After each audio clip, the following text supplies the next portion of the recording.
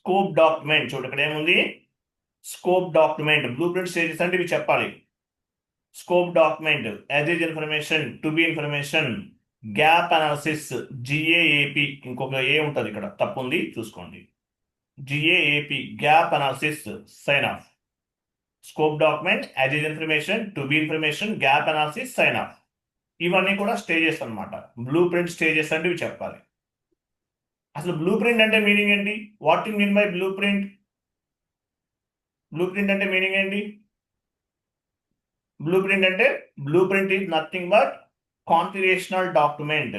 Blue print is nothing but configurational document, but all configuration depends on the client requirement.